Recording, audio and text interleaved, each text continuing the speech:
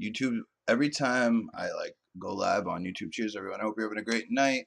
I'm really happy to have Abolish Farms with us from Michigan Bros, the Michigan Show, Frugal Force, some other stuff. Stone Roots is here, chilling with us too. But yeah, we're just talking about growing like normal. Um, Abolish has some really cool system set up, and he makes it really simplistic. What's going on, guys? It's getting chat, all that good stuff about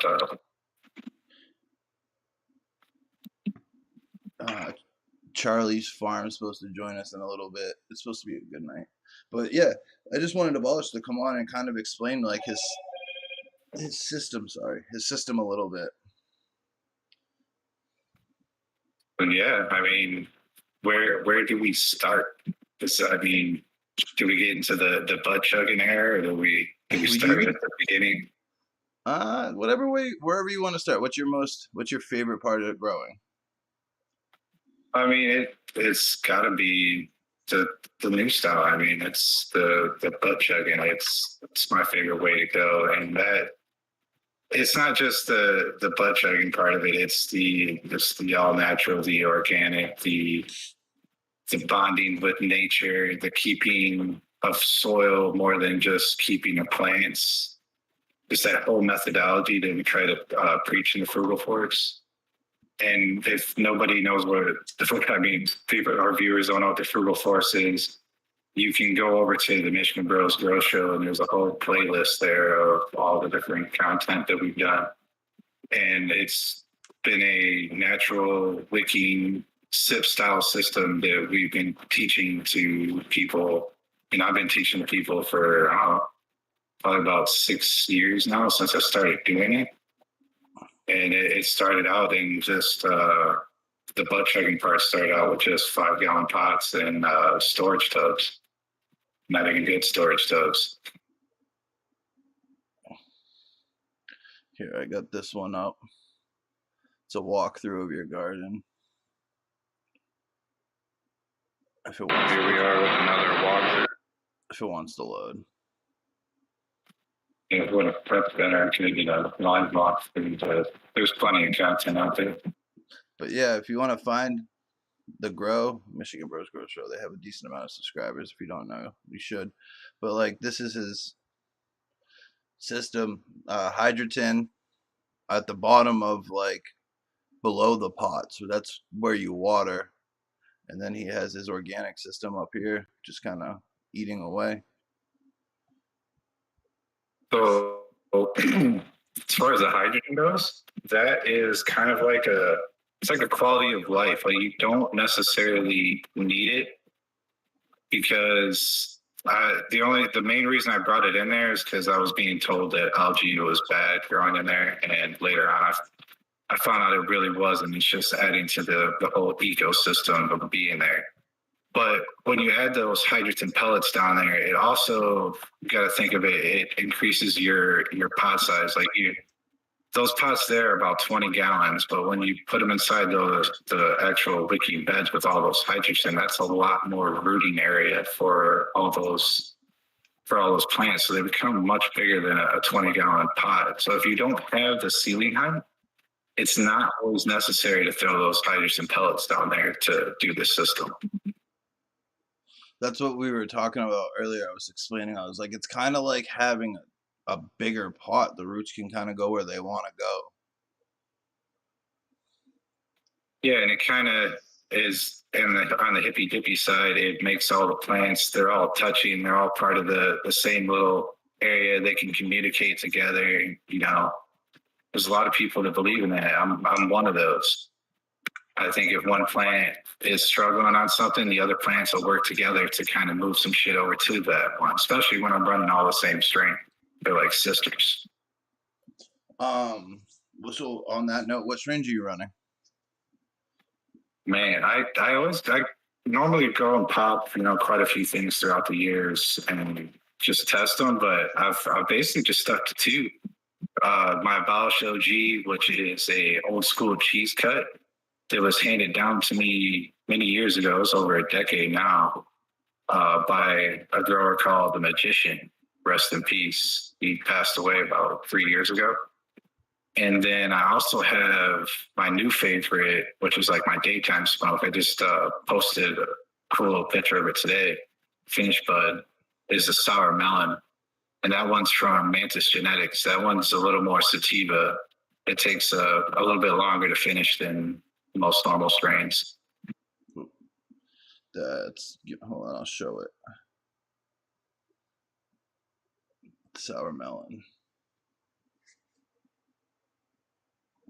I absolutely love that strain. I mean, you can like go back in time. You can correlate the massive amount of content that was on the Bro Show to when I had sour melon, because the energy, the euphoria, and the motivation you have when you're smoking it is amazing. And the cheese, I mean, this is the classic. I would probably lose all my patient base if I didn't. What's going on? What's up, Charlie? No. Apparently jumped up. The cheese, that's one of my favorite cuts to, like, not gonna lie. Like, I'm a big fan of cheese. I've been looking for real cheese for a while. It seems to be one of the harder ones to find. That's kind of why that name or that strain got renamed, is because all the cheese that I was coming across, patients were coming across, my friends were coming across, it wasn't as loud or tasted as good as that. So I started to think that maybe I got handed down a cut that wasn't a cheese. So I just started calling it my OG. And I've kind of flip-flopped back and forth on that over the years.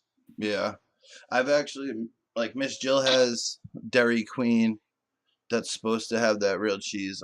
Mr. Toad supposed to have space cheese that has the UK in it. But, like, I haven't smelled a strain, like, for the old school cheese. I don't know, Charlie it can contest. I haven't smelled a strain since back in the day of, like, real cheese.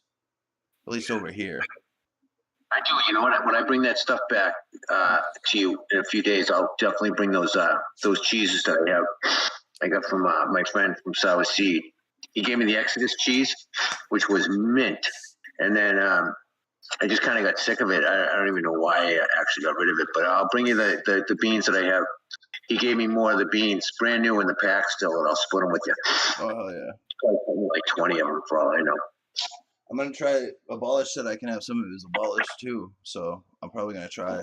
I would like to have a couple different points. Variations. Yeah. Why not, man? So you have a caregiver's license in Michigan, right? Abolished. Yep. Have you seen a shift in your patients, like, wants with the cannabis strains, or do you see your patients kind of follow the hype, or do they go away from the hype? Like, my patients are pretty funny. I'll grow, like I said, I'll go through all these, I'll pop seeds regularly throughout the year, and they'll be like, okay, that's nice. When's the OG going to be ready? And then there's a few of them that have gotten really attached to sour melon, but majority of them want that cheese or the OG every single time. And it's been like that forever for me. Charlie's got some crazy cuts. He works with, he's got like Hell's OG and stuff. Have you seen anything different in the market? Who, me? Yeah. For what? Like I was asking, like, have you seen people trying to follow the hype or going away from the hype? No, I always find that people just go with the hype, or they have their regulars that they like, you know, like regular breeders, or you know, it's kind of the strains. But like, I've never grown the Skittles. I've never grown the freaking gelato. I don't care about that shit. I don't care about names, period. Just give me something that's gonna freaking hit me like a freaking brick, and then it's gonna have all the bag appeal and the freaking turfs to go with it. You know, it's probably why I've run so many strains. I try to tell everyone, like, I tell everyone, our market's totally different, because, like, we're not, our legal market's been open since like 2016, but like a lot of New York, like, you don't start getting into the craft cannabis market until you start reaching like Maine, Vermont. Like New York is all hype. All they want is cookies. I mean, outstate, like out of the city, it's a little different, but like in city, they'll buy they buy Mylar bags. That's all they want, pretty much. Yeah, right. Well, I want to, if we're on New York, there actually is somebody out there that I've had his bug quite a few times. It's pretty good. Is Finger Lakes Finest. He's around there. If you're a New York person, definitely look into him. I mean, and they all just want hype up here. Even in the dispensaries or the caregivers, it's all just some sort of cookie or gelato or Skittles or what have you. Or some orange turp. D's up in Canada. What's up, D? I seen you sneak in. Hey, what's going on, D? What's going on, everybody? What's going Jeez, the man, the myth, on? Chilling. What up? zombie. Great. So what size pots were we looking at when I showed? Like, it looked like you had Hydrotin, and they looked like bigger than 10s. Yeah, those ones right there were custom made from Easy Swap Pots, because one of my original gripes with the system was that the fabric pots wouldn't last. They'd end up getting torn up from the roots blowing through there and just general use. And he ended up doing like a double stitch, like double line, really, really nicely made pots for me. And those are 20 gallons. Well, they hold 20 gallons of soil. They're originally supposed to be 15, but they bow out and they can hold 20. I like that. See, I kind of have a gripe against fabric pots, because like they're okay here in like the summer, but when we hit winter and our heat's on 24/7, my humidity even in the basement gets down to 15% normally, 20% all year or all winter. So I've noticed that like fabric pots during the winter dry out way faster than, let's say, one of my plastics. Yeah, that's true. Yeah, you don't wrap your pots either with cellophane or anything, right? I've done it once or twice and leave like a little gap at the bottom. Yeah. So, yeah, I've never had much success with the fabric pots. My question is, if you're wrapping your fabric pot in cellophane, doesn't that just negate the whole point of having a fabric pot? Exactly. I wouldn't recommend that either. I mean, if your stuff's going to dry out, just waterborne. Getting more dry out cycles is actually a good thing. You're going to get a bigger plane, at least if you're running the frugal system. What's up, D? Showing Yeah, I off agree the with that. No doubt. What's going on, Delman? What up, Del? The more you can feed it, the more they're gonna feed. That looks really nice, Pete. That looks really nice. What is that again? D? D? Yep. What What was was that? that name? Oh, that was pink. Astro pink. Nice. Yeah, man. It's gonna pink. Somebody just gave me a seedling already sprouted. He had like 6 and couldn't fit them all. He's like, "You want one?" I'm like, "Yeah, hell yeah." Already stacked up. Are you kidding me? Hell yeah. It's funny because like since Jurassic. COVID, Jurassic. I don't mean to interrupt you. Anybody heard of Jurassic? I was just gonna say What was that? since COVID fucking happened, a lot of my friends aren't where I live, you know, like Abolish is in Michigan, Dell's in Illinois, D's up in Canada. And it's funny to actually see what the different markets do, you know, like over here they sell, I was saying this the other day, they were selling cuts apple fritter for $300, where you can go to Archive and get it for 50 or something. Yeah, that's crazy. That's crazy. $300. Well, shorter for $300. I didn't even. My cut did not cost $300. Not even close. Yeah, I just wouldn't pay it. I'd see you later. I'd set my own if I didn't want to do something like that. apple fritters is good, but it's not worth $300 a cut.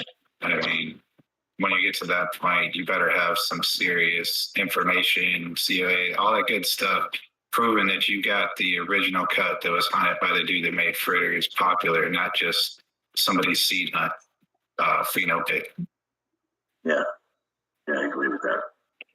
I got one guy I get clones from. He's the only person, and he'll sift 200, and he'll go through them. And he'll pick some really beauts, man.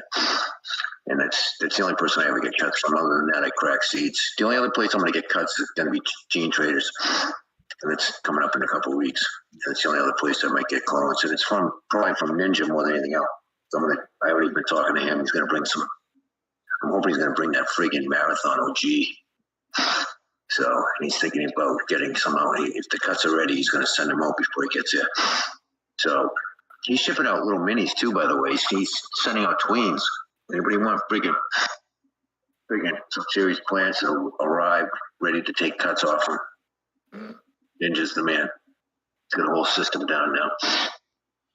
I always wondered how like caretakers did that, or like caregivers gave clones. Like, shit, sometimes I have clones that don't survive. Yeah. I've had some good success. I very rarely have I had clones fail. It happens occasionally. It's my own doing usually anyway. I don't think it's cool. You're generally not selling, like, I mean, if you're whatever getting donations for a whole whatever corner box, you can expect some to die. But generally, when people are transacting for clones or whatever, they're getting ones that are basically ready to transplant out of the solo cups, so they're not going to die on it. Yeah. I don't know. The clones I picked up, it was 7 clones for $700, and the guy who I got them from is a very big breeder. He sent duplicates. Like, I ordered 7 cuts, and he actually sent 14 because it's he sent two rooted clones of each variety I picked up just to make sure that they survived. Another good trip. If anybody says, all right, I'll get them out on like a Thursday or a Friday, don't get them no, ship them on Mondays. You don't want that stuff sitting in the back of a trailer Saturday and Sunday, because in the shipping industry, they will sit in the back of a trailer on Saturday and Sunday. Unless you pay for next day air. Yeah. So ship Monday or Tuesday. Monday, Tuesday, you'll get your shit by Thursday, Friday. Yeah. I don't. Yeah. I mean, it's cool. Like out in Michigan, you guys have a bunch of events. But like that's kind of why I started to notice you guys. It's because it's like you guys had an event after event after event. Like here, we have to wait every couple months. Dude, it's insane. Last year, I think I was doing an event every single week, and I mean, come this year, it's doubled that. Like we have 2-3 events, on the same days, Fridays and Saturdays. You can pick whatever part of the state you want to go to, and there's a cannabis event. Yeah, they're going to change a lot, aren't they? Are they really going heavy on friggin' trying to get you guys not to be able to grow it, home grow or anything like that? I forgot about that. Spartan talks about that a lot. Yeah, we've done pretty well against the CMA and just the general big campaign to stop home growth, especially thanks to people like Spark Grown, Stacy Base, and I think it's the Michigan Caregivers. So, man, I don't want to slaughter names, but there is a really, really awesome coalition of people that are actually down there talking to the lawmakers, not just like me posting memes and only showing up for the protests. These guys are doing hard work. Yeah, going into their offices, sitting down, having 1-on-1 or 2-on-1 chats with the lawmakers, like inside their offices. Yeah, you got to get them face to face. They don't give a shit either way most of the time, but whoever's donating to their fucking campaign. They have a stock email they send back. Right. If you email like your Senate, they send you like a stock email. Yeah. Just a form, basically. But now, was Michigan an initiative, a ballot initiative, or was it legislated? Ballot. The original was a ballot. Yeah. Because that's what you had in Massachusetts, man. They won't change it in Massachusetts because the wording on the ballot was approved where home growing is part of the whole initiative. So now Rhode Island's following, though. They're about to freaking legislate it right out of the law, home growing. Even the 3 plants are allowed down there. They're getting rid of that. But it's run Yeah. by it's run by the freaking ex-governor who's now in the cabinet with Biden now, Gina Raimondo. What a bitch she is. I saw her in an interview one time, and I swear to God, she fucking made her husband right next to her in the kitchen in this interview. Made him look like he had a fucking 1-inch dick right in front of the camera. I'm like, oh my fucking God, this chick is a fucking cunt. She actually, when she got in, Rhode Island's run by 2 ex-state cops from Rhode Island. They're the ones that run the whole fucking business down there. They're the ones that own all the dispensaries. I don't know if any in the last year if anybody else got through, but she had an initiative while she was still governor of $350 a plant tax for each plant, right? And this is when you could have I think it was 12 plants each, and that was 24 plants altogether. And as soon as she got into the industry, it went down to $25. Fucking, you want to talk about politics? Unbelievable. Yeah, and they're just going to legislate it right out, though. They don't want anybody growing shit down there. I don't get it. They're the armpit of America. They should be able to grow whatever they want. Yeah, It's all I mean, about the money. recreational sounds awesome on paper, but it opens up the floodgates to all kinds of bullshit. Like, if you guys can keep it medical, keep it medical. Yeah, I mean, I'm in Mass. Like, Rhode Island's a what's weird this? little fucking state, man. Yeah, it's run by the mob still. It always has been. Always will be. Will be for the near future anyway. I know a couple guys. The thing that sucks though now is like, yeah, we've held back the big votes and all that, but now they're going and attacking on like the local municipalities and using bullshit tactics like that, and they're doing pretty well with that. Yeah, I can imagine. These guys are the cannabis community in here in Michigan seems to be staying on top of it. Like they're trying to fight it everywhere they can. Yeah, you guys got a good community down over there, I should say. Yeah, you guys got a great community. I think it's one of the biggest craft markets. It's a very vigilant community. Good girl. Yeah, man. We got a tight community around here too, which is good. We got a lot of advocates, especially the co-op, Farm Bug Co-op. They're at every friggin' town meeting. Doesn't matter where it is in Massachusetts. They're there advocating constantly. So Michigan has, how long's Hash Bash been going on? 50 years? What was that? How long has Hash Bash been going on? For like 50 years, right? Yeah, I think we just had the 50-year celebration this year, if I'm not mistaken. Massachusetts has had a cannabis event, like a freedom rally, since '89. Yeah, they used to have little rallies before that with Normal, and then I forget what the other one used to be. But 50 people would show up. You know, they'd spark a couple of joints. Cops really didn't give a shit, right? The Boston Common. But that was before they finally got really established. But Normal's always been a good presence around here. I was going to give them credit. I even want to try, like, not gonna lie, if I went to Michigan, I'd probably try some of the dispensaries. Why not? I mean, you're here for it. I mean, I would rather you support local, but I'm not going to judge you for wanting to go into one of the shops you hear about or something. I've always, the one thing I always get is extract at the dispensary. I don't know. I'd be getting me some Red Settle Farms shit, bro. Oh, of course. If I go, I'm gonna get flour from Abolish. You want to get Spartan. Rainbow Driver from him. You want to get some extract from Yeti. And if you want some organic flour, you want to CB. I always forget about Yeti. I want to try his stuff so bad. It looks so good. He's processing so many strains, but I mean, everything I've tried from him has always been amazing. I really want to get a hold of one of his pens. So are you? I know Spartan does a little bit of organic. Are you mostly the main organic guy? I mean, everybody does, or even Red's organic outside and whatnot. Outside, yep. But yeah, I do full on organics all the time. I think Spartan's full on organics all the time now too, because he's retired from doing the big grows. Yeah. Oh yeah, I forgot. He was doing the salts at wherever he was working.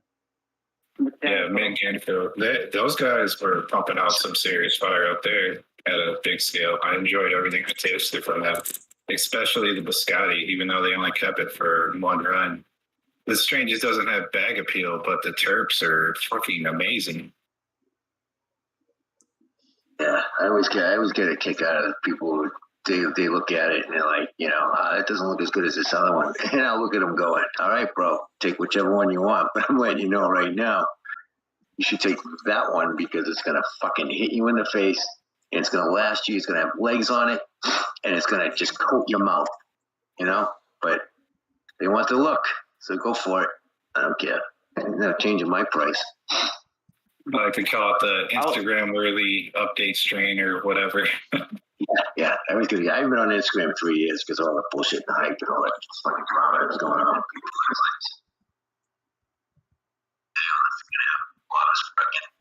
Just taken away from my time, my family, and my garden. I was like, this is why I was at the garden, and I'd be like, see you later.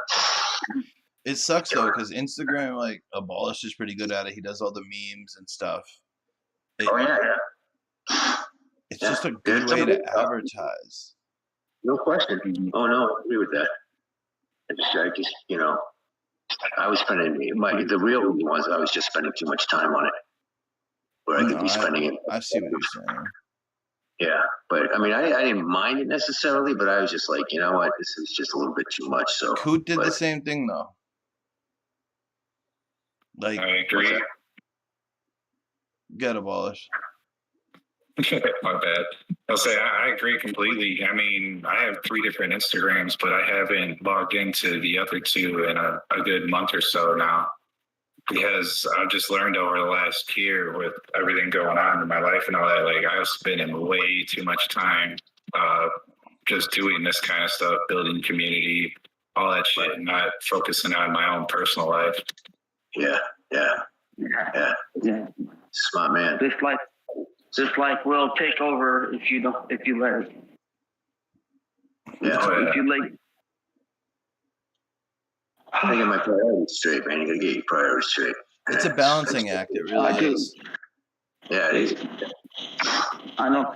I'm right there, man. I'm up there thinking about like stepping back so I can come in next year and buy my farm because it's starting to take up a little bit too much of my life, and I really do want to go buy another farm next year. Hey, you're the person with the seed addiction, bro. No, I got a genetic addiction. You've seen my seed collection. You haven't seen my fucking clone collection. Nice. Delman's probably one of the most collectors I've seen. Dave's got me beat, but I'm right behind Dave.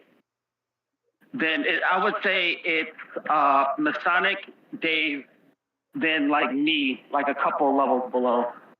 Because Masonic's collection is just holy shit, man. Mine was getting out of hand there for a couple of years because, I mean, I was going to events and people were handing them to me. But I've done pretty good, I'd say, like over the last 2 years with giveaways and whatnot. I have my stash down to basically my planned out grows for the rest of my life. Oh, yeah. I'm right there with you, man. It's like every time I see somebody like online or in person that is starting to grow, I like, here's a pack of seeds. And they're looking at me, dude, man, you're giving away that? And I'm like, okay, what's your point? I got like 3 or 4 packs of those. If he's going to start growing, he's going to start growing on the good foot. We grow the damn things before they go bad on us. Exactly. Grow them. That's what I started doing. I was like, you know what? All seeds deserve to be popped. Here you go.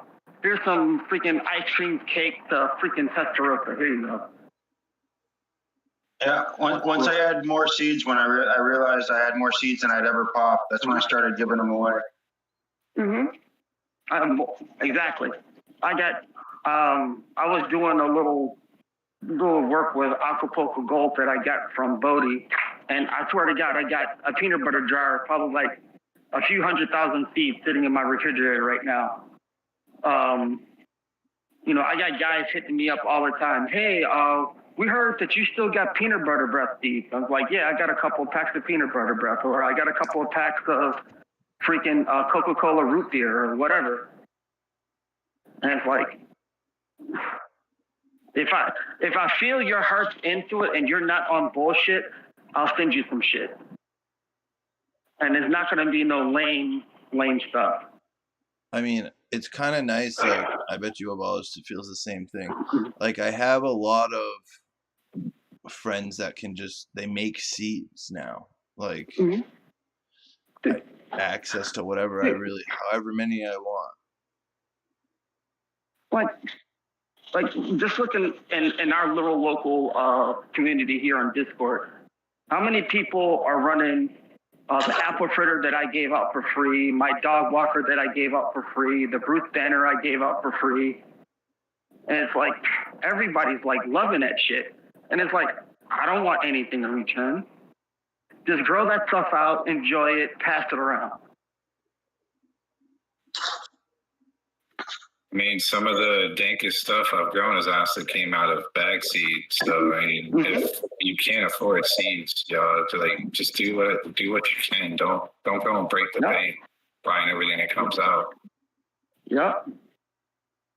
Oh, dude, freaking I forgot who. I think it was Fumador, or it might have been Fumador, or it might have been somebody else. But literally, they started growing by just going to the freaking dispensary and, hey, do you have any seeded out weed? I'll buy it at a discount.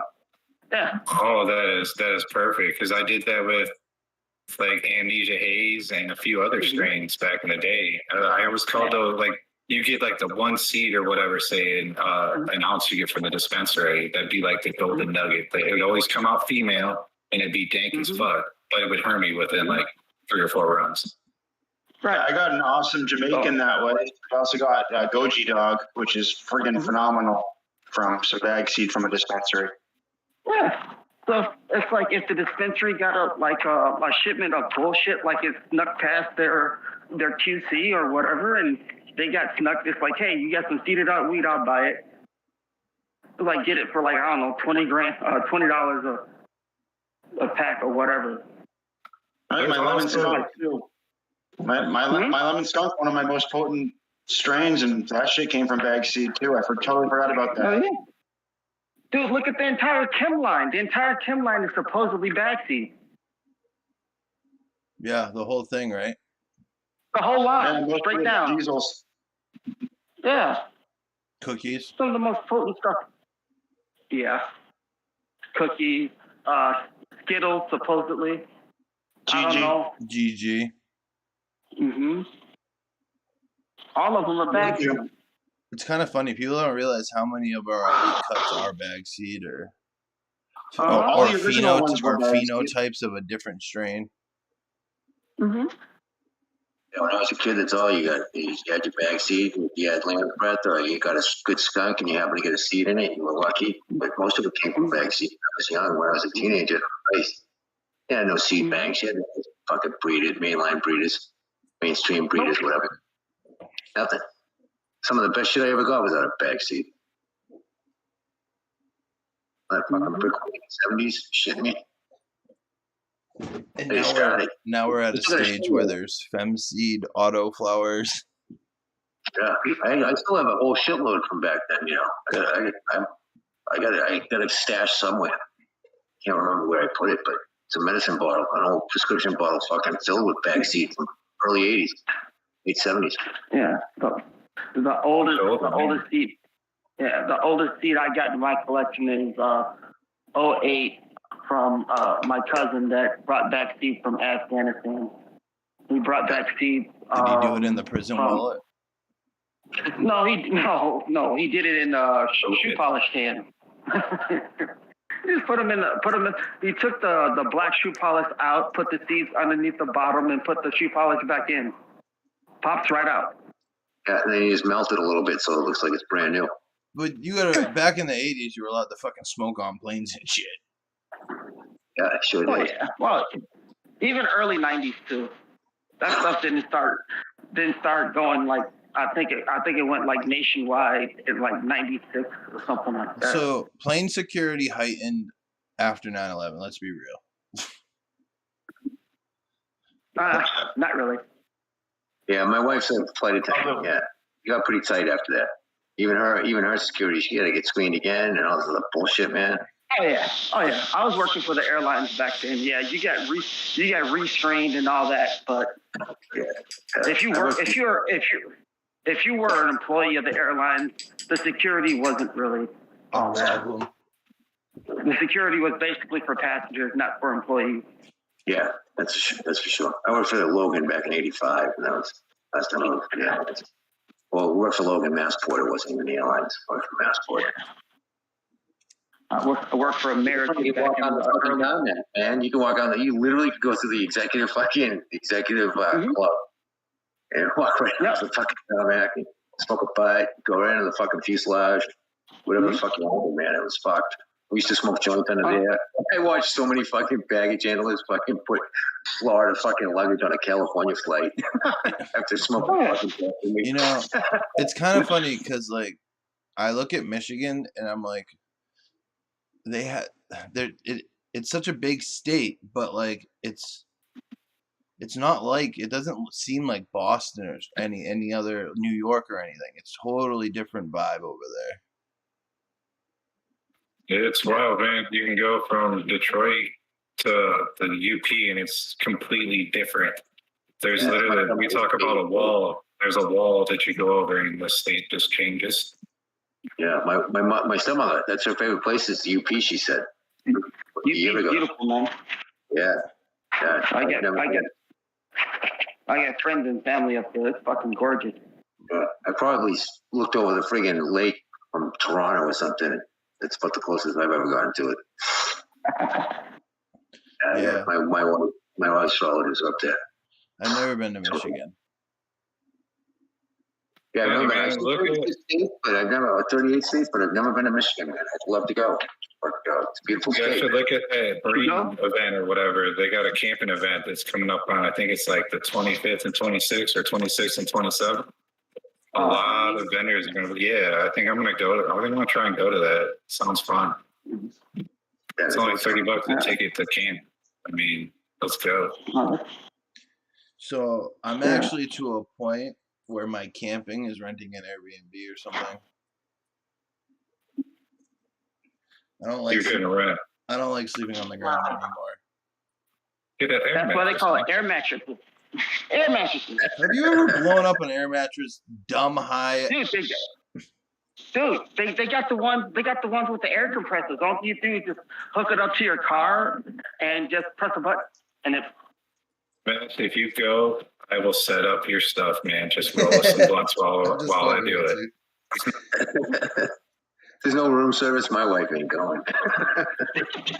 I'm kind of becoming bougie. I need a continental breakfast and stuff.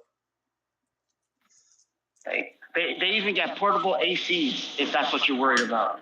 It has been hot. That is a problem. I've been thinking about that for Gene Traders in a couple of weeks. You have to look into it, but that one that we did last year, the Luzerne or whatever it is, they had actual like cabins on the campground that you can rent. I think that's the one I wanted to go to. Bear Lodge or something like that. Can't remember. Yeah. That was the one I was trying to come out because they had cabins you can rent. I was like, I'm down with that. Yeah, I don't know what happened with it. They didn't do one this year. We got a couple cool people. CTC is in chat. Supreme Grape Lars in chat. Greenleaf Grower, I think is from Mass, they said. So cheers. Nice seeing you. Cheers. Going on, chat. It's good to meet some new people, some new names I haven't seen before. It's fun. I only do a show one night a week. Well, I lie. I do Fumi's show 3 nights a week. So I do my show 1 night a week. I'm basically just committed to polarity signs nowadays, but I'm going to try and jump around and do some more shows like this now. I wanted to ask Red to come on and talk about drugs. He's always down to talk harm reduction and show off all the cool stuff. Like when it comes to branding or like just small scale, like homestead, that kind of stuff, like Red's got some really cool shit going on. He's not just cannabis. No, yeah, I seen one of his booths set up. He's got a nice little setup going. See, I've That's done what I wanted to. mushrooms, DMT. I've done ketamine. I used to be a festival kid, a rave kid.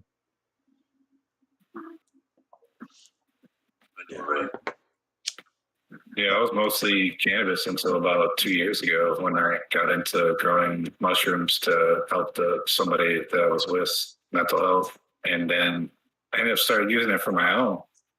And then I went from there and been trying to basically grow every strain that I can from all over the world to tell the differences. And it's been really, really enlightening to find that there's so many different effects you can get out of mushrooms and not just getting your dick put in the dirt by strains like penis envy that everybody grows. I've actually wanted to try funky mushrooms. I've never done it. Like, well, I've done them. I've never grown them. That's what I mean. So, Abolish, which mushroom would you recommend for a novice psychedelic, like somebody just getting into growing their own psychedelic mushrooms? Which one would you recommend? I would say if you can get a hold of it, there's a strain called the Wallagon. It's very, it's very, very easy to grow. It's from Australia. It's extremely aggressive colonizer. And the effects are, I guess it would be if you were going for like making like cannabis, it'd kind of be like a sativa effect in the mushroom. It's really cool. It makes everybody really like happy and giddy and euphoric. Oh, okay. Wallagon. That's what acid does to me. Well, a little bit of acid. I just penis envies are easy to grow. I just say stay away from them. Golden, like Chad was saying, golden tea tree is an excellent starter one to go with. I don't know. Penis envies. I don't see. That's the thing. When like back in the day when they had mushrooms, they were like they didn't know what they were really. They just had mushrooms. Until I started to go to festivals and they actually started to be like, this is penis envy. These are teachers. This is whatever. Menzies. At least you get the blue meanies. Those are great. B+. I heard the B+s are supposed to be fire. B+ is a pretty good strain. I've grown that before. I've actually, myself, I don't like to eat the dried form anymore. I like to just straight up do like a fresh extract of like just doing blue. It's like blue water is basically what it's called. Because you just use ice and really cold water and thyme to do a quick extract of it. So it's almost like a iced tea almost of mushrooms. Yeah. I mean, people do lemon tech and stuff like that for years with the dry, but if you have fresh, you can make blue water, and it's really pleasant. It comes on quick and goes away quick, and it's a really good way, I find, to microdose. I'm not too big into. I only do my heroic doses and whatnot once every few months because I blast off to fucking space and go do some crazy shit, and it takes me a minute to get my mind right after that. I've been to Ego Death a couple times. Not fun. But the thing is, with mushrooms, I've had a hard time finding that heroic dose. For me, I'm a little bit of a lightweight. I only have to go to, depending on the strain, like especially penis envy, I only need an 8. That'll put me in the fetal position in bed, blasting off. See, I need DMT to do that. Man. I used to go to dead shows and it took me 3 days to recuperate. Yeah, that's it. Man. Yeah. I take almost everything that fucking came my way. The most I ever did was July 4th, 1987, the Dead Dylan concert at Foxborough, and I did 6 hits of acid. I did 2 Zeppelins, 2 Globals, and 2 Stripes. And then I ate like a 1/4 ounce of shrooms, man. Don't even know what kind they were. I was fucking out of my tits. And the show got over at 9 o'clock, and we're walking out. And they had crashed the fence. And I saw a couple people get smashed, but the fireworks were going off 4th of July. We were all pissed off. The show ended at 9, but I ended up walking down Route 1, right down the middle of the friggin' highway on the yellow lines. And my friends, I had 6 friends with me, and they were all on the side of the road, and it was traffic jam. It's the dead show, and everyone's just getting out. Our car was probably 2 or 3 miles, 4 miles away, where we had to park. And by the time we got close to the car, I think, if I remember correctly, my friends are sitting there yelling, "Get out of the!" And I was having such audio hallucinations that I wasn't really hearing them. And slowly, their voices came louder and louder, like they were far away, but they're getting close. And they're like, "Get out of the fucking street! The traffic jam's over." And cars are going by me, beeping, and going by me at like 60. And I didn't even realize that I thought there was still a traffic jam. I've been to a festival where this girl tripped out and she climbed like, the big power lines? It's like the metal ones that run like 6. The towers.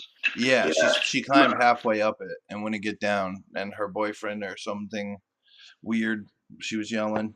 It was pretty intense. Yeah, that's pretty fucked. I mean, the most I've ever seen was, I remember I went to, I think it was, what's his name, from Floyd there back in same year, 87 or 88. Gilmore, I went to see David Gilmore. I went with my roommate, one of his friends from Connecticut. And his friend was tripping so hard, he fucking thought the devil was after him. And we were right in the, right like 5th row or something. And, right by the stage, and he ripped his clothes off thinking they were on fire. He was completely naked trying to scale one of those friggin' white pillars underneath the canopy. And of course he got booted. Kids All I stuck. can think about is Talladega Nights when he's not really on fire. Yeah, I never seen that. No. No, it's definitely one of the ones I want to see because I do like Will Ferrell. It's funny. You need to get off the stream and go watch that now. How are you? I know, right? What the hell? I know, right? I'm offended. It's a good movie. It's one of the best, honestly. Yeah, I bet. It's always on, man. It's always on cable for Christ's sake. Will Ferrell does a good job with almost any. Like he is the stoner comedian. Yeah, he is. Yeah, he is. I mean, I fell in love with him when he was on SNL, and it was during the, I'm an original SNL guy from the 70s. When I was a kid, they started. But, and then when Joe Piscopo and all those guys, once Eddie Murphy left, I really wasn't even into it really that much until Will Ferrell kind of came back on the scene with Mike Myers and freaking Cobby and all them. I started getting back into it again. But yeah, Will Ferrell, I was addicted to him. Anytime he was on that show, I was all over it. But he only lasted a couple of years. He was so good, But made it to Hollywood real quick. I've never been an SNL fan. Yeah, There were certain areas that were good. Yeah. Oh yeah. The 70s, 80s, and early 90s. Molly was on. Shit me. Fucking John Belushi. Oh man. Yeah, fucking Jane Curtin, Lorraine Newman. Oh, the original cast. 70s, 80s, and early 90s just killed it. After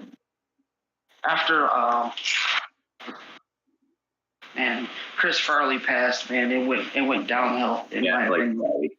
In fact, Tommy Boy is one of my favorite movies for comedic movies. I just watched it the other day again. Fat guy in a little coat. Yeah.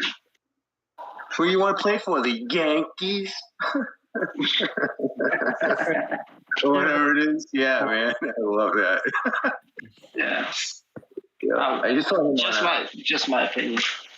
I just saw him on what was he on? He was on I can't remember if it was Kimmel or fucking Kimmel. Actually, it was Kimmel when Dana Carvey was just sitting in for him. The Man Show. Ago. Anyone remember that? Oh yeah, the Man Show. Yeah. Hell yeah. That was like the highlight of my week when I was a kid. Siggy. Hell yeah. Yeah. Comedy and titties. Can't go wrong. Can't go wrong. Oh God, that would get canceled so fast in this day and age. Howard Stern had a TV show. Like he would have TV show. girls on I and never everything. listened to him, but I'd watch him on E or whatever back in the day. Yeah, so did I used to listen to him too in the '90s. I started getting into it because I was driving around a lot, so I was like, fuck it. I used to really get into it. My younger brother, Heath, loves him still on satellite. I still watch. He is. He's a good guy. I love him. I love his movie too. That first movie that he made. Yeah. Oh yeah. I love that movie. Great movie, especially that. What's his name? Because he's one of my favorite actors there. Paul Giamatti. He played Adams in the Adams series. I love him. He's a great actor. I'm gonna pop some of these Pacalolo on. Yeah, I'm probably gonna pop mine in the next day or two. I still got a fucking transplant. I've been putting off the cover. I just finally got my AC in there. Still gotta figure out how I'm gonna pull power to run that thing. A little over a ton. It's like 14,000 or 15,000. Oh, I can't remember. Yeah, Coot never sent me any, so sucks to be you. I know, right? That's all right. I'll talk to him. It's all good.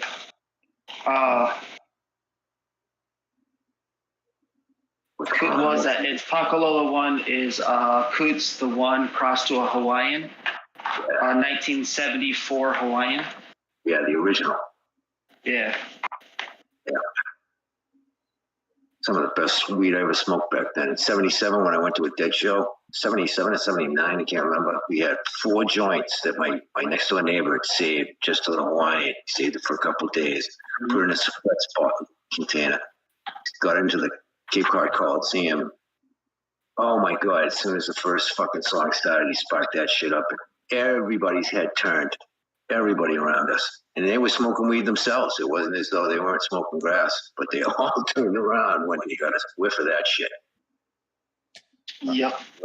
Last joint, we just sparked it. Everybody took a blast twice, back and forth to the 4 of us, and then passed it out to the audience. That's what we used to do at the Dead shows back then. You'd roll a joint, you'd take a couple pokes, and then just pass it. You wouldn't even look. You just fucking put your hand out with the joint, somebody would grab it. Mm-hmm. I've gotten mushrooms a couple times that way. Huh? Yeah, I mean, the 4th of July, I got the quarter ounce. This guy was fucking making burgers, and as everybody's, I had 6 extra tickets, July 4th of '87.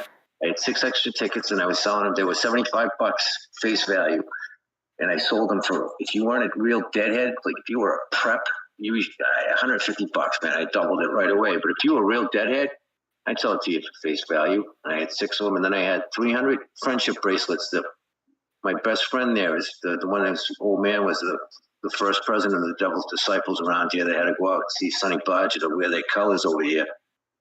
He made his brother-in-law or cousin, I can't remember, that made 300 friendship bracelets. So in the traffic jam before the concert, I had a little tiny A sticker on my forehead because I was looking for acid, you know, and I was doing flips off the back of my car. Plus I had a shitload of joints on me already pre-rolled, you know, and fuck a joint back then. And but you didn't clean it, you know. I just whatever I got off my fucking harvest is what I fucking, you know. I take the big twigs out and shit like that, but I wouldn't fucking clean anything. Every once in a while I'd have a herm, but I didn't give a shit back then. And but anyway, I fucking was doing flips off the back of cars for beers, their bumpers and their hoods if they let me do it. And then I was just pointing to my forehead every time I sell a friendship bracelet or a ticket, like, you know, NEA. So that's why I ended up doing so much that day, because I gave my friend 100. There was 6 of us. I can't remember if it was Glay or one of the other kids that was with us. I said, yeah, go out and find some fucking acid, thinking he'd already been to a Dead show. He's like bragging, yeah, I've been to fucking 3 or 4. So I'm like, all right, dude, find some real acid and come back. Well, one of them comes back with a fucking plastic shopping bag full of fucking white cap mushrooms. He's like, I got a whole shitload of mushrooms for $40. And I'm looking at him going, dude, you just got fucking beat. And these are nothing but fucking baked mushrooms in an oven. And then the other kid comes back with a fucking sheet of Purple Hearts. And I'm like, I took one look and I'm like, dude, that's not acid. That's a fucking bullshit print that you should have seen how big these fucking things were. And I'm like, dude, if you ever fucking bought an acid before, blotter before, for crying out loud, the thing it's tiny. And then, so when this guy, as I'm going up and down the fucking the traffic jam before the show, this guy who had a little fucking camp up by a parking lot, he had a grill going and he was just handing out fucking burgers and hot dogs. He just, people going by, he just put one in a bun and just put his hand out. As soon as someone took it, he'd take another one, put it in a bun and put his hand out. So I started talking to the guy and he's like, yeah, take these. I told him how I got, my friends are getting beat left and right because they're fucking stupid. And so he gives me the mushrooms, man. He goes, yeah, it's about 7 grams. Probably was right around there. So I woofed them right away. All fucking 7. I didn't give a shit. I just wanted to fucking get high. Plus, I'm young back then. I'm going to live forever, And so we finally get in the show. I'm already fucking zooming. So I said, all right, everybody spread out and find some fucking real print. Don't come back if you don't get the real shit. So I go in the bathroom at Foxborough Stadium. There's a dude there with fucking Zeppelins. He's got a book of them. And I'm like, dude, give me 8 of them right away. I took 2 of them.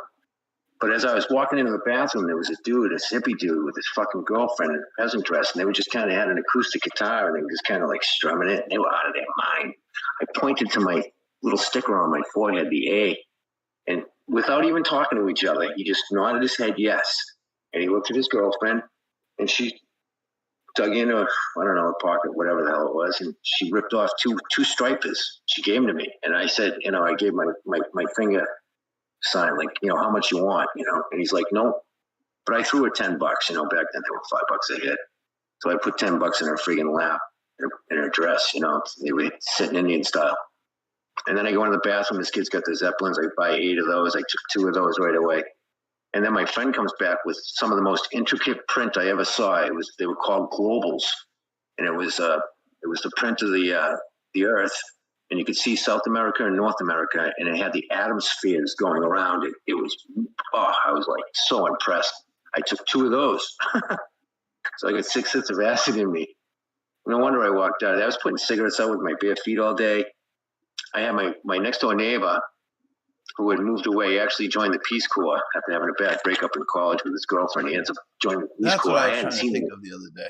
4 or 5 years, man. I couldn't even say hi to him. I was so fucked up. I couldn't even say hi to the kid. Bill Dunn. His old man was the vice president of U.S. Steel Northeast. I couldn't even say fucking hi to the kid. I couldn't believe it. And then all the clouds, even knocking on heaven's door when,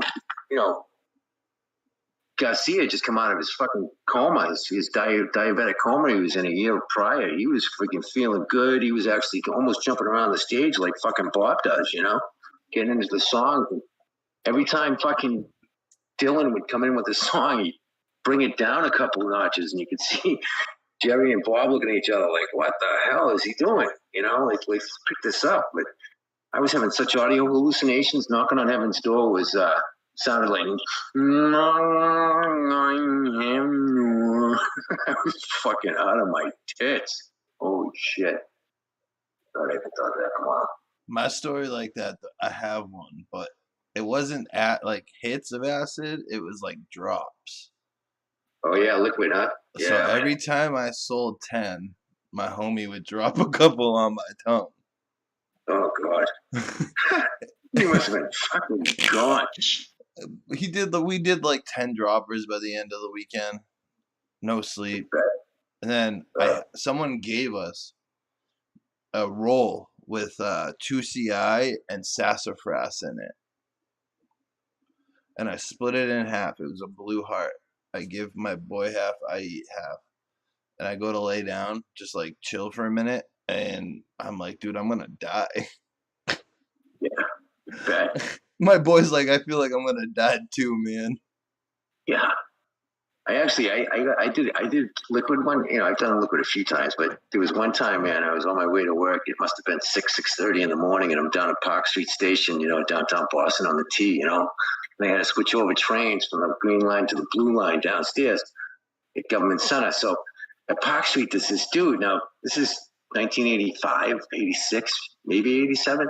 And you had your collar up back then, you know what I mean? It's just the way the style was with your eyes on or your polo shirt with the collar up. So this kid keeps looking at me from a distance, and I'm like, what the fuck is this dude looking at me for? Like, what the hell? So I get to the blue line, I jump on the red line, I go to or the green line, I jump back on the train, switch trains, go to the government center, go downstairs to the blue line, and there's the same kid. And he's coming walking over to me and he goes, dude, I thought you had a fucking C-collar on for a broken neck. He goes, it's just your collar. And I'm like, yeah, dude, what's up with you? You know, thinking it's a homeless dude just fucking having hallucinations, you know? And he goes, I'm tripping my brains out, man. Pulls out his Visine bottle filled with liquid fucking acid. And I had my coffee cup, you know? And it was the old ones with the little sections in it on the top, you know?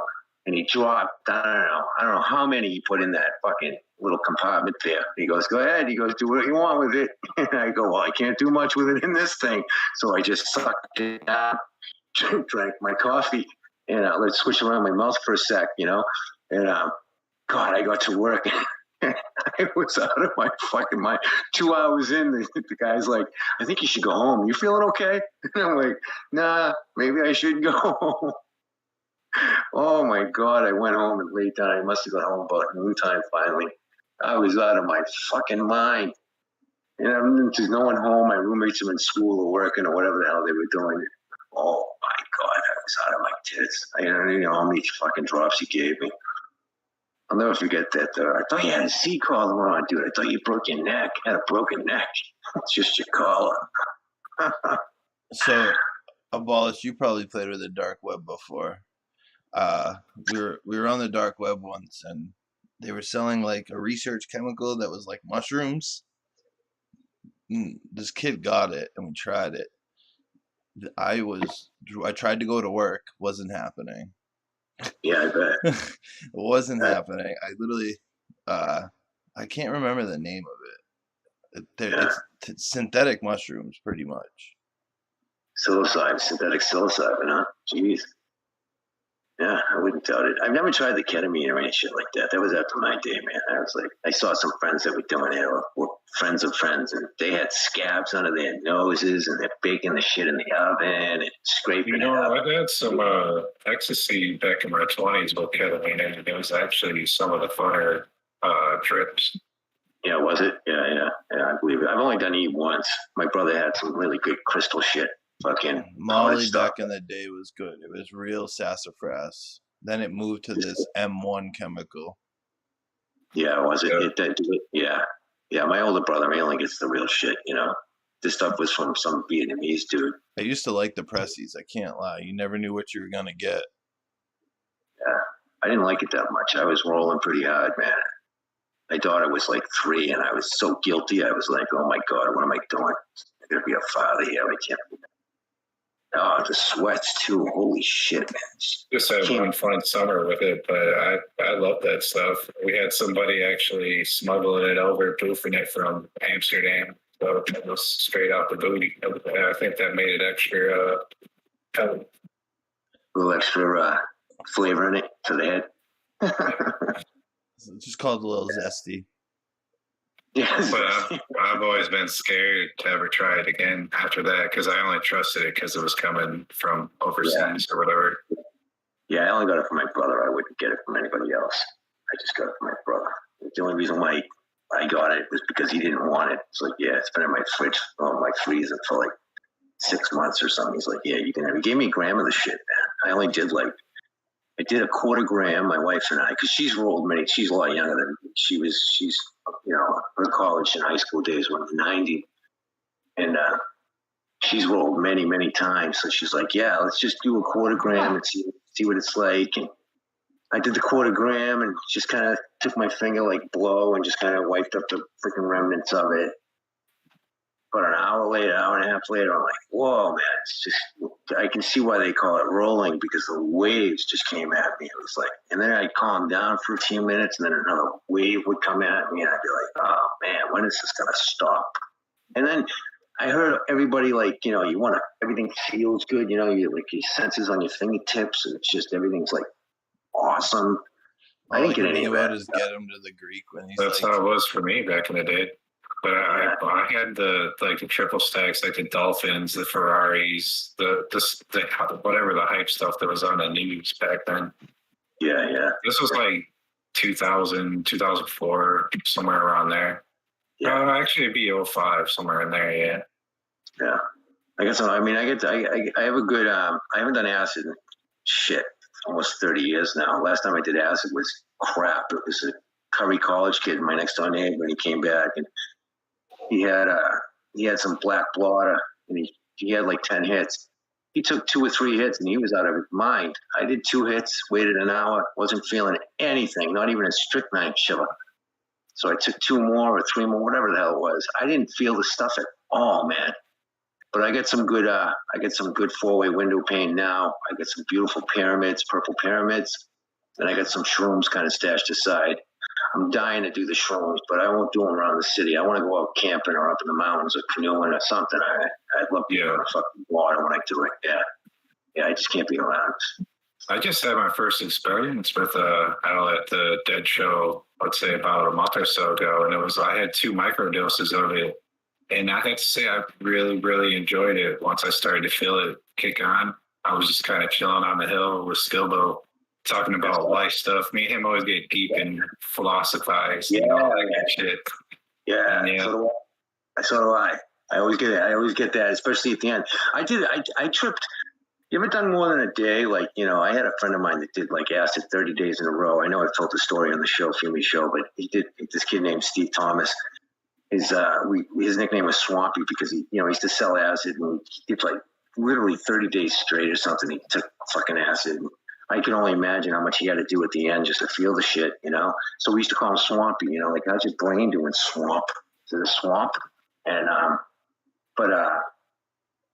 I've done it once for a weekend when I lived in Florida. When I lived in Palm Beach back in the early 90s. We used to go canoeing with the crew, the Mason crew that I was working on. There was 4 of us. And the guy that owned the company, he was a subcontractor for this big company, but he's from Iowa originally, an Iowa pig farmer. Real good guy though, he knew his shit, And we used to go once a month, go down the Waxahachie River in southern Florida, which is at the time anyway, was the last wild river in Florida or southern Florida or something, when a cypress tree fell. They didn't clear it out for the tourists or anything like that. They just left it there. And it would take you a good 12 hours to start in the very beginning of the river. And it was only about maybe 10, 15 feet wide. You'd launch a canoe. And then by the time you got down to the end lagoon, it was sunset. We'd start at 5:30 right at dawn, We'd get a half hour in, we'd all start dropping, we'd have like 3 or 4 cases of beer to get us by the day. And one night, one of the times, we'd usually do it on a Saturday morning, we'd go out, take the day off. And because we usually work 6 or 7 days a week back then. And but I ended up doing it for like 2 or 3 days straight. And I was getting so deep into my head. I wasn't getting I was getting the visuals, but it wasn't the same. I didn't get the friggin' giggles.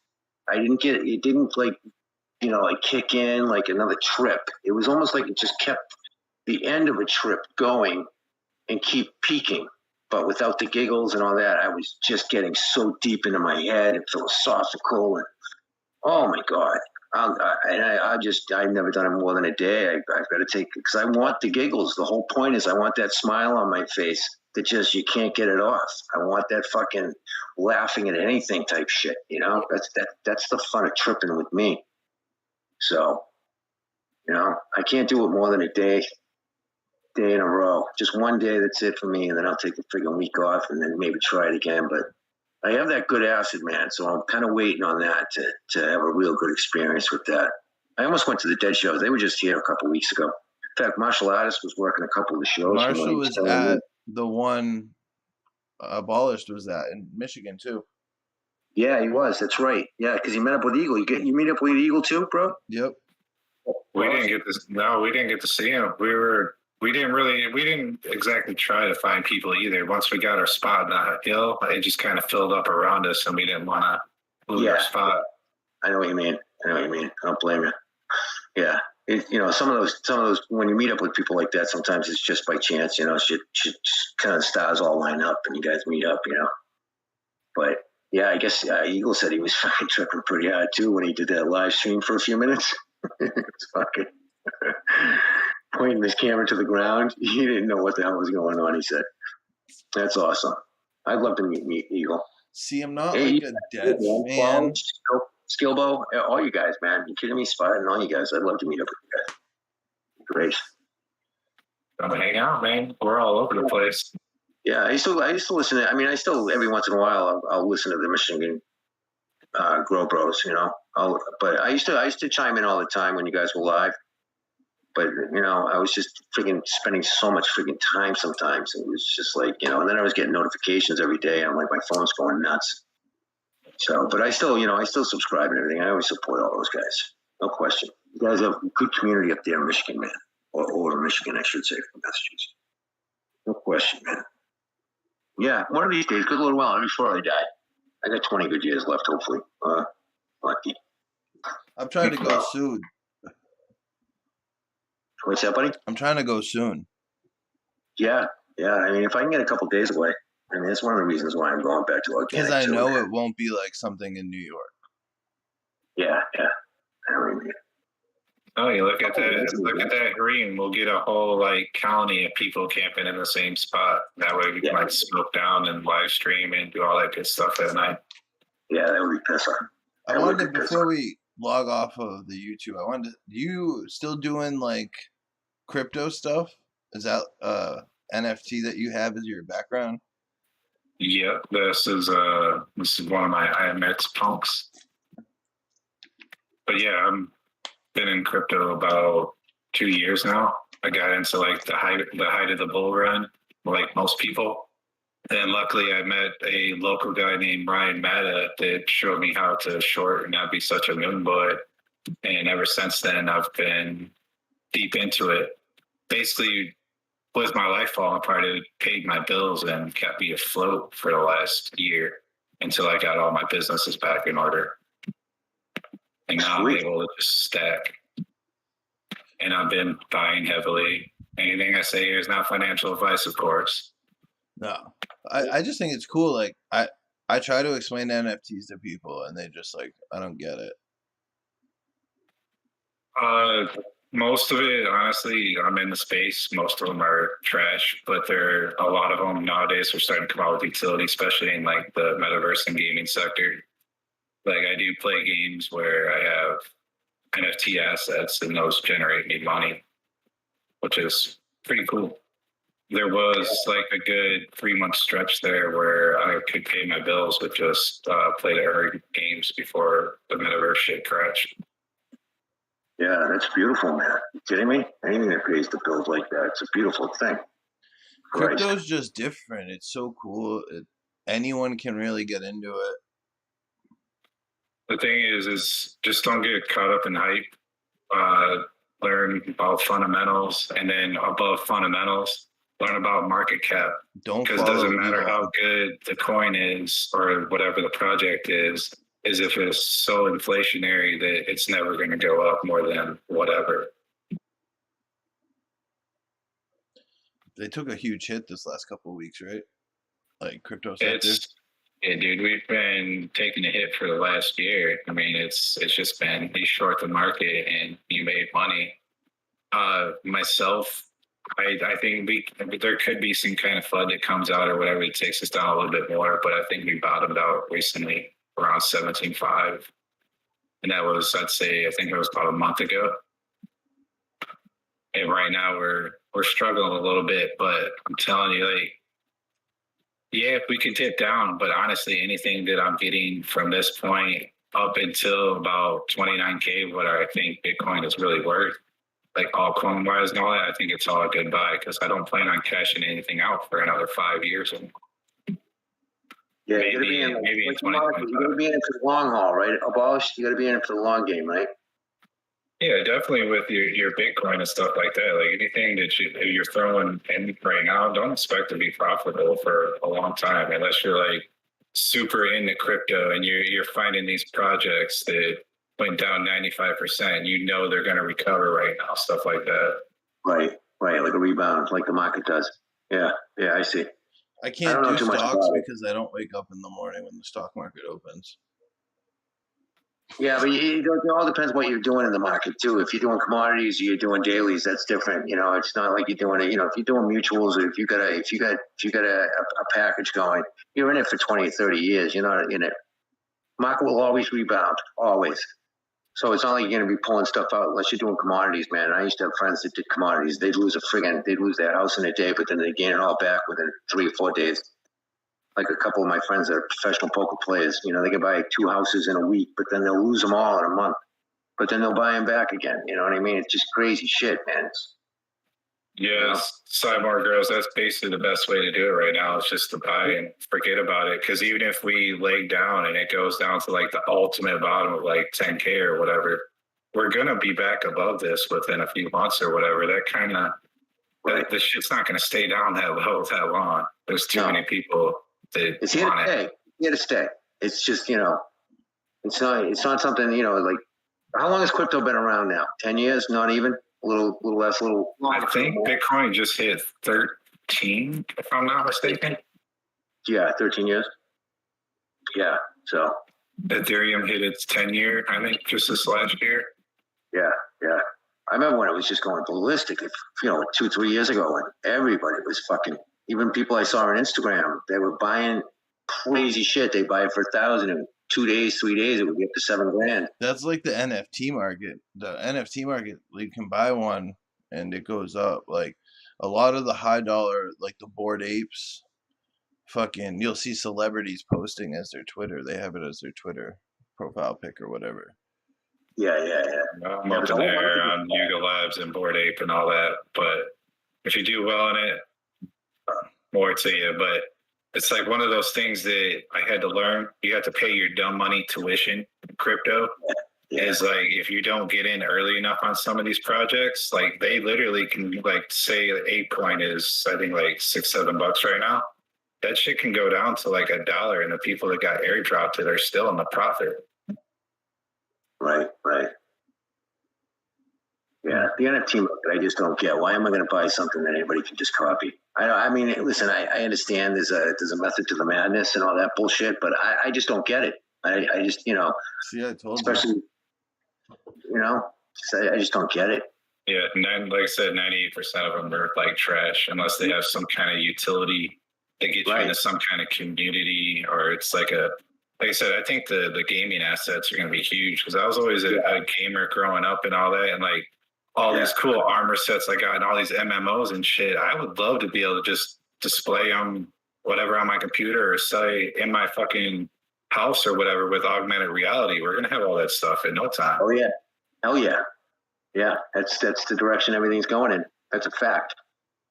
You can either join them or you can fight them, and you know it's one of those things. You're going to lose if you fight it. You know, you're just going to come out at the bottom. And don't buy dog coins. Sorry, Sidewalks. Yeah, don't buy any more of those. I made more money shorting Shiba than anything else in crypto. All right, I'm gonna log off the YouTube. Everyone have a great night. We're not gonna leave Discord. If you want to come hang out, we're in Discord. Have a great night, everyone. Be We're on your safe. channel right now. And of course, be with you all. Yeah, be well, everybody. Joy and happiness and health. Priority health to everybody.